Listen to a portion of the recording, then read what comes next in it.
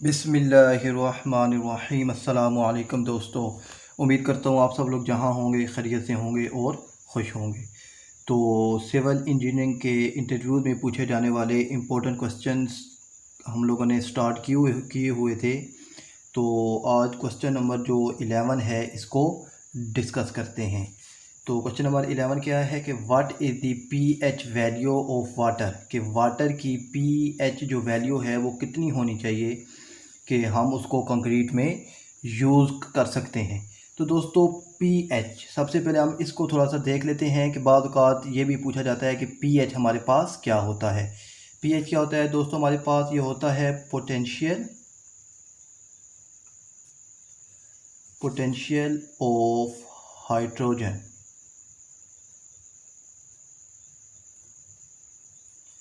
कि किसी भी सब्सटेंस में हमारे पास हाइड्रोजन के कितने आयन मौजूद हैं। तो पीएच का जो एब्रीवेशंस है वो हमारे पास क्या होती है, पोटेंशियल ऑफ हाइड्रोजन। तो पीएच की दोस्तों हमारे पास जो वैल्यू होती है ये हमारे पास कहाँ से होती है, ये 0 से 14 तक हमारे पास इसकी वैल्यू होती है, 0 से 14 तक। और हमारे पास अब ये जो होता है 0 से 7 तक अगर कोई वैल्यू हो, पीएच स्केल होता है जिससे हम लोग पीएच जो वैल्यू है वो मेजर करते हैं। तो 0 से 6 तक हमारे पास जो वैल्यू होती है वो हमारे पास क्या होता है, एसिडिक होता है। और हमारे पास अब जो 7 होता है, अब ये जो डिजिट होता है 7, ये हमारे पास क्या होता है, न्यूट्रल होता है। और हमारे पास जो वाटर होता है उसकी पीएच वैल्यू भी 7 होती है। तो 0 से 6 का जो 6 तक जो होता है वो एसिडिक होता है। और हमारे पास 8 से 14 तक जो होता है वो हमारे पास क्या होता है, बेसिक होता है, हमारे पास बेसिक होता है। तो कंक्रीट में कौन सा वाटर यूज़ कर सकते हैं, या जो वाटर हम यूज़ करते हैं उसकी पीएच वैल्यू क्या होनी चाहिए। तो उसकी pH value of water should not be less than 6, कि जो भी वाटर हमने यूज़ करना है उसकी पीएच वैल्यू 6 से कम नहीं होनी चाहिए, क्योंकि 6 से कम जब होती है तो वो हमारे पास एसिडिक होता है। और एसिडिक जब कंक्रीट के साथ जब या सीमेंट के साथ जब उनका जॉइंट बनता है, मिक्स बनता है, तो वो हमारे पास बहुत ज़्यादा ख़राबियों का बाइस बनता है। तो ये क्वेश्चन नंबर 11 था। आप क्वेश्चन नंबर 12 को रीड करते हैं कि what is the maximum height of free fall of concrete, कि हम कितनी हाइट से कंक्रीट को गिरा सकते हैं कि हमारे पास जो कंक्रीट की सेग्रीगेशन है,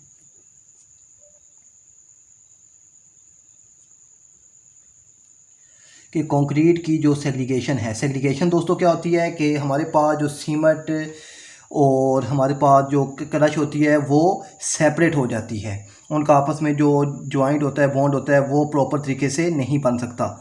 तो कितनी हाइट से हम जो है कंक्रीट को गिरा सकते हैं, तो वो हमारे पास 1.5 मीटर, अगर आप पे मीटर या सेंटीमीटर में काम कर रहे हैं तो हमारे पास 1.5 मीटर, अगर आप फिट में या इंचज़ में काम कर रहे हैं तो 4.92, ये हमारे पास 4 फीट और 11 इंच बनता है। और अप्रोक्सीमेटली हमारे पास ये 5 फीट के इक्वल है, यानी 5 फीट से ज़्यादा जो है हमारे पास हाइट नहीं होनी चाहिए जब भी हमने कंक्रीट को गिराना है।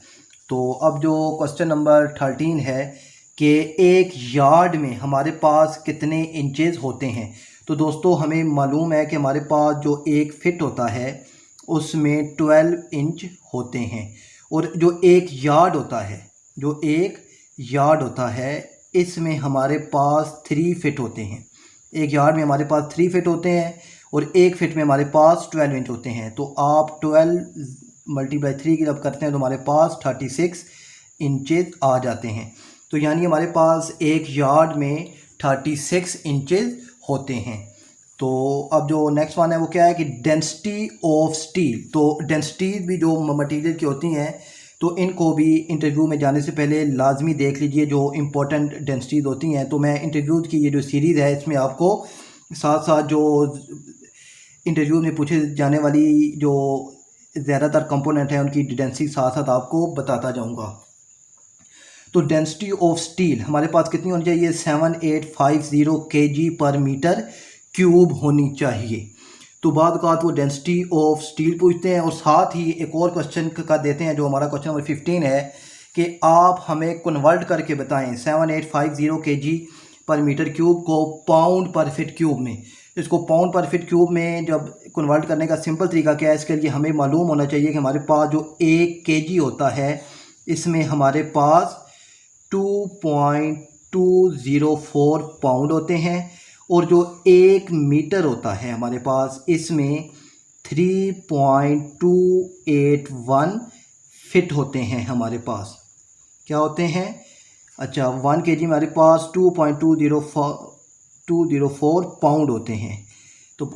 तो हमारे पास और 1 मीटर में 3.281 फिट होते हैं हमारे पास।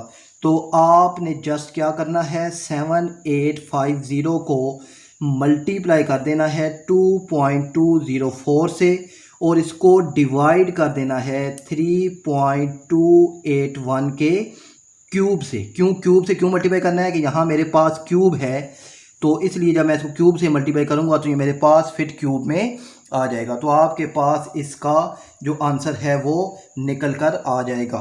तो ये थे दोस्तों हमारे आज के इम्पोर्टेंट क्वेश्चन। तो मिलते हैं मज़ीद क्वेश्चन के साथ, तब तक के लिए अल्लाह हाफिज़।